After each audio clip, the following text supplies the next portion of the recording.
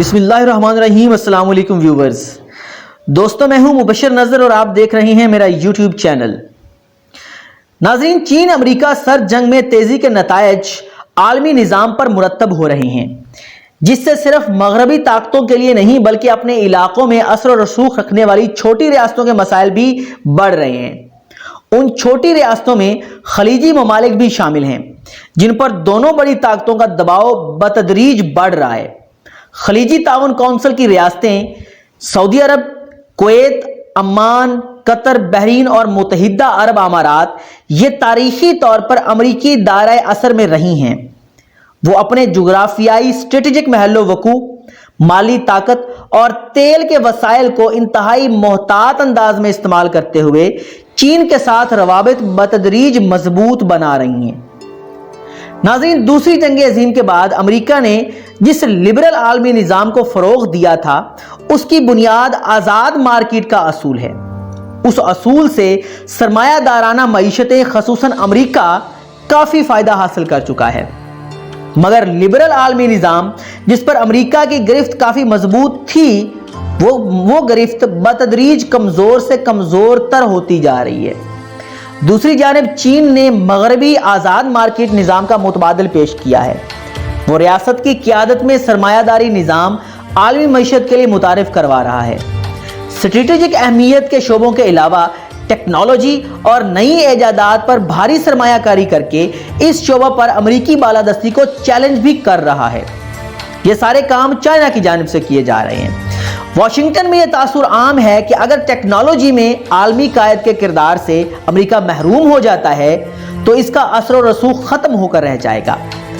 سابق امریکی صدر ٹرمپ کی تنہائی پسندی اور چین کے ساتھ محاذ آرائی کے علاوہ مغربی بحر الکاہل میں چین کی بڑھتی فوجی طاقت سے اس تاثر کو مزید تقویت ملی ہے۔ تاہم نو منتخب امریکی صدر جو بائیڈن کو دونوں بڑی طاقتوں کے براہ راست ٹکراؤ میں کوئی دلچسپی نہیں ہے۔ دونوں کا ایک دوسرے پر معاشی انحصار بھی بہت زیادہ ہے۔ یہ صورت حالات جو ہیں ایک نئی سر جنگ کا باعث بن چکی ہیں، جس میں دونوں حریف طاقتیں پراکسی اکھاڑوں میں ایک دوسرے کے خلاف کھڑی ہیں، جن میں تجارتی لڑائیاں، کووڈ-19 اور ہانگ کانگ کی لڑائی وغیرہ ایسی چیزیں شامل ہیں۔ ناظرین، ماضی کی سر جنگ کی نسبت موجودہ سر جنگ کی پراکسی لڑائیوں کے مختلف خطوں پر اثرات کی رپورٹنگ بہت کم ہو رہی ہے، یعنی کہ جو اثرات پراکسی جنگ کے ہوتے ہیں اس کو رپورٹ کم کیا جا رہا ہے۔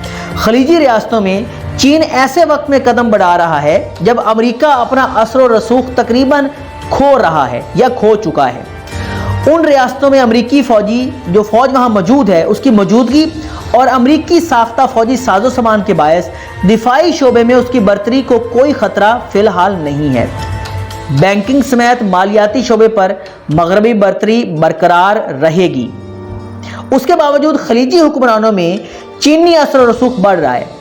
چینی خلیجی ریاستوں کے لیے تیل کی ایک بڑی منڈی ہے، لیکن چینی صنعتوں کو اپنے سامان کی کھپت کے لیے خلیجی مارکیٹوں کی ضرورت ہے، جس کی وجہ سے خلیج میں چینی سرمایہ کاری مسلسل زیادہ ہو رہی ہے، بڑھ رہی ہے، اور خلیج کا خطہ چین کے بیلٹ اینڈ روڈ کا پروگرام جو ہے اس کا وہ بہت اہم حصہ ہے۔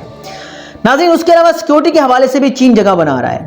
عالمی قواعد و ضوابط کے تحت مغربی ممالک ڈرون، طیاروں، ان کے سمیت بعض ساز و سامان جو ہے فروخت نہیں کر سکتے، لیکن اس کے لیے سعودی عرب اور متحدہ عرب امارات یہ سامان چین سے خرید کر یمن اور لیبیا میں استعمال کر رہے ہیں۔ امکان ہے کہ خلیجی ریاستوں کے ساتھ اسلحہ کی تجارت میں بتدریج اضافہ ہی ہوگا، تاہم خطے میں چین کے فوجی کردار کا خاص امکان نہیں ہے۔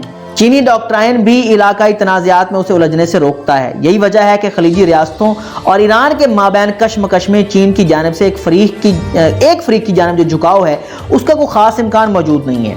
خلیجی ریاستیں مہنگے اتحادی ثابت ہوئے ہیں، اس لیے غالب امکان ہے کہ امریکہ بتدریج وہاں موجود اپنے فوجیوں کی تعداد میں کمی کرے گا، مگر ہتھیاروں کی سپلائی جاری رکھے گا۔ ناظرین، قانونی اعتبار سے دیکھا جائے تو چین کے ساتھ قریبی روابط استوار کرنے میں خلیجی ممالک کو خاص رکاوٹوں کا سامنا نہیں ہے، کیونکہ انسانی حقوق جیسے معاملات اور ہانگ کانگ میں اس کے جو اقدامات ہیں ان ریاستوں کے لیے یہ باعث تشویش نہیں ہے۔ सिंकियांग में जो अगोर मुसलमानों के साथ ज्यादतियां, उससे खलीजी रियासतें ला ताल्लुकी का इजहार पहले ही कर चुकी हैं। अलबत्ता बहेरा जनूबी चीन में बढ़ती कशीदगी की वजह से खलीजी रियासतों को दबाव का सामना करना पड़ सकता है। इससे तेल की आलमी सप्लाई मुतासर हो सकती है। नाज़रीन, बज़ाहिर चीन अमेरिका कशमकश माजी की सर जंग से कुछ मुमासलत रखती है, मगर इस दौर की तरह आज की दुनिया वाज़े तौर पर दो ब्लॉक्स में तकसीम नहीं, बल्कि सर जंग के खात्मे के बाद का न्यू वर्ल्ड ऑर्डर आज बेयकीनी की सूरत हाल पैदा कर रहा है। इन हालात में खलीजी रियासतें कोई भी राह इख्तियार कर सकती हैं। वो खित्ते में अमरीकी मौजूदगी के दिफाई समराज से मुस्तफीद होने के अलावा चीन के साथ मुआशी ताउन को भी फ़रोग़ दे सकती हैं। अगर अमरीका चीन कशीदगी में मुसलसल इजाफा होता है, तब खलीजी ममालिक बल्कि मशरिक़ वुस्ता का पूरा खित्ता नई सर जंग का प्रॉक्सी मैदान बन सकता है। नाज़रीन, this is from today's episode. इंशाल्लाह ऐसी बहुत सी वीडियो लेके आपके सामने फिर भी हाजिर होता रहूँगा।